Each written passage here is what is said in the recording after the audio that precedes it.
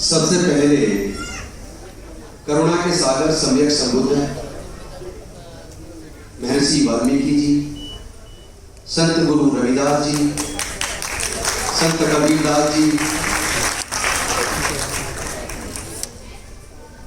गुरु नानक देव जी, ज्योतिबा फूले जी, सावित्रीबाई फूले जी, फातिमा सेठ जी, पेरियार टी रामास्वामी नायकर जी, नारायण गुरु जी, साहू जी महाराज,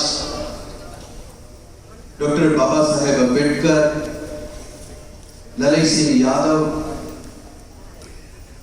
बाबू चंद्र प्रसाद कुशवाहा, रामस्वरूप वर्मा एवं मानव कांसीराम सहित बहुजन समाज के सभी महापुरुषों के चरणों में कोटि कोटि नमन करते हुए मिशन जय भीम की पूरी केंद्रीय टीम और अलग अलग प्रदेशों से मिशन जय भीम के आए हुए क्रांतिकारी सेनानियों और समाज के अलग अलग हिस्से से अलग अलग संगठनों से आए हुए सभी साथियों को मैं विनम्र नमो बुधाय करता हूं, क्रांतिकारी जय भीम करता हूं।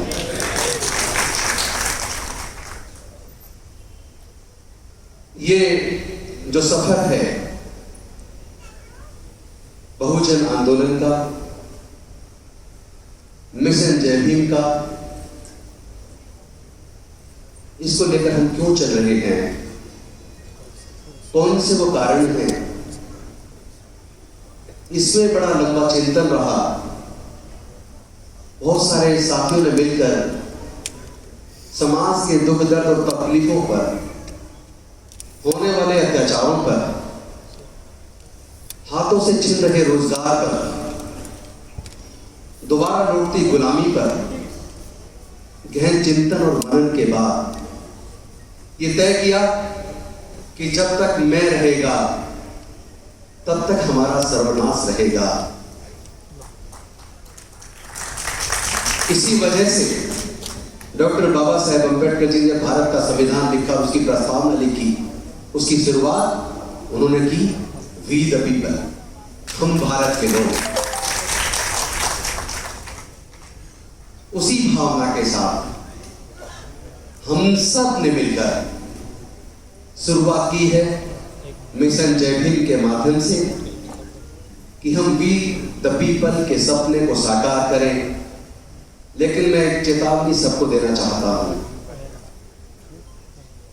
आप व्यक्ति पूजक मत बनिए। जब जब हम किसी समाज के नेता को की पूजा करने लगे, उस नेता का गुणगान करने लगे, तब तक मिशन पीछे छूट जाता है। तो कृपया मेरे नाम के नारे न लगाए, मेरा ज्यादा गुणगान न करें। हमारे पास इतने महापुरुष हैं, हमारे नेता स्वयं डॉक्टर बाबा साहेब अम्बेडकर हैं। हमारा नेता उनका बनाया हुआ संविधान है और हमारे नेता समाज के कोने कोने में फैले हुए बहुजन महापुरुषों के आंदोलन को अपने कंधे पर लेकर चल रहे वो सब लोग जो अपने जीवन का बलिदान देकर इस मिशन को जिंदा रखे हुए हैं, वो हमारे नेता हैं। मैं उन सबको सैल्यूट करता हूं। कई बार मैं सोचता हूं कि डॉक्टर बाबा साहेब अम्बेडकर जी ने अपना पूरा जीवन हमारे समाज के लिए बलिदान क्यों किया? क्यों मानव कांसीराम साहब ने शादी नहीं की? क्यों उन्होंने अपनी नौकरी को छोड़ दिया? क्यों उन्होंने अपने परिवार को छोड़ दिया? क्यों उन्होंने भी अपना पूरा जीवन इस बहुजन मिशन को दे दिया? जब उनको मैं याद करता हूं तो मुझे लगता है कि ये मंत्री की कुर्सी बहुत छोटी है।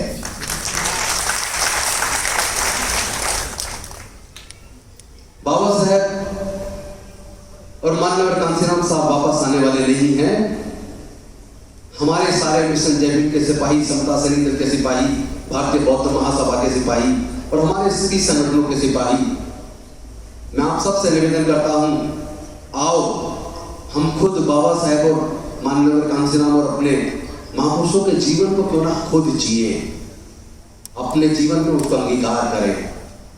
इसी सपने के साथ हमने शुरुआत की तो हमें एक बात तो समझ आ गई कि देश के अंदर जो गुलामी है, देश के अंदर जो शोषण है, जो बहन बेटियों की इज्जत लुट रही है, आवाज उठाने पर घर जला दिए जाते हैं, भाइयों को मार दिया जाता है, मॉब लिंचिंग हो रही है, देश के संसाधन बेचे जा रहे हैं, आए दिन हमारे लोगों की हत्या हो रही है और हत्या करने वालों को सरकार में बैठे हुए लोगों का संरक्षण प्राप्त हो रहा है।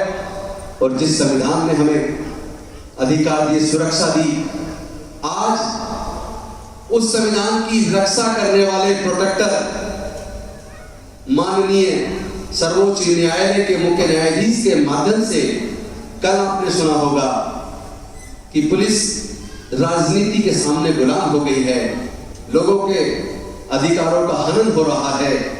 ऐसे में देश को कौन बचाएगा? इन सब परिस्थितियों की वजह से हमने मिशन जय भीम सब साथियों ने मिलकर उस सपने को देखा और हमें समझ आ गई, इस उत्पीड़न को खत्म अगर करना है तो जाति को खत्म करना पड़ेगा।